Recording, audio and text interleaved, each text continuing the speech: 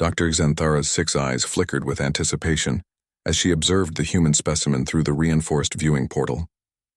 The creature, designation, Marcus Chen, age 34, military background, sat calmly in the testing chamber, his vital signs displaying on the holographic interface beside her. Initiating Phase 1, announced her research partner Dr. Kyloth, his crystalline fingers dancing across the control matrix. Standard predator simulation. The chamber transformed into a dense jungle environment. Mechanical roars echoed from hidden speakers as holographic creatures, amalgamations of the galaxy's most feared predators, materialized around the human. Razor-sharp claws gleamed in the artificial moonlight, and eyes like burning coals tracked the human's movement. Marcus looked around with mild interest, then sat down cross-legged and began examining his fingernails. "Curious?" Dr. Xanthara muttered, her mandibles clicking. "Heart rate remains at baseline. No stress hormones detected. Perhaps the simulation lacks authenticity," Dr. Kyloth suggested. Initiating Phase 2.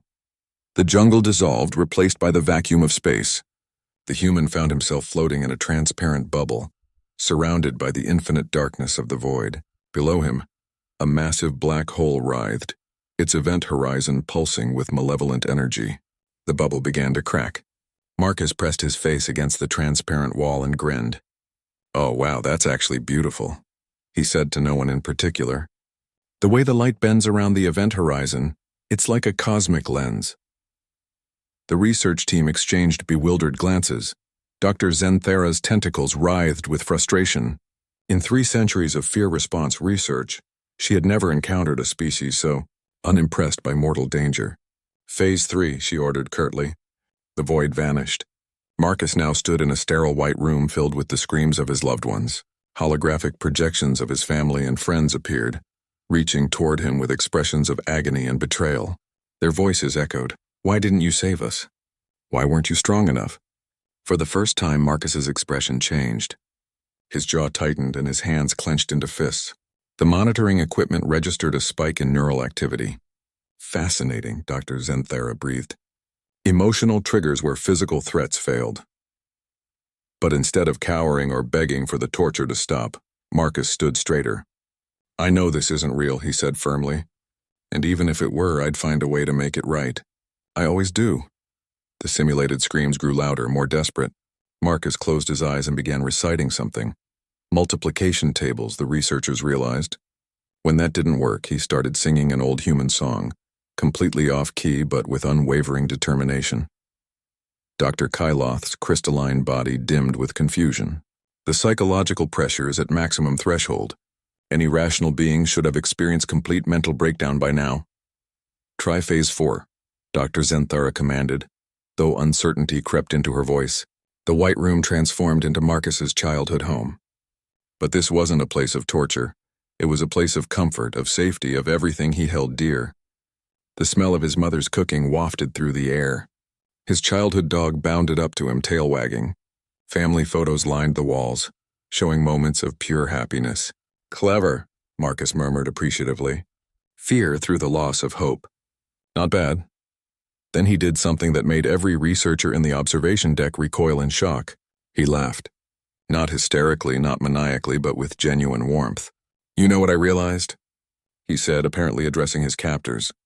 "You can simulate my memories, my fears, even my family. But you can't simulate the one thing that makes humans truly dangerous." Dr. Xanthara leaned forward. "What is that?" "Our ability to adapt," Marcus replied. "See? Every time you've tried to break me, you've actually been training me, teaching me that whatever you throw at me, I can handle it. That's what humans do. We turn trauma into strength, fear into fuel." He walked to the center of the room and sat down again, this time in a meditation pose. "I've been a soldier for 15 years. I've seen real horror, real loss, real desperation, and I've learned something your simulations can't account for. We don't survive in spite of fear. We survive because of it.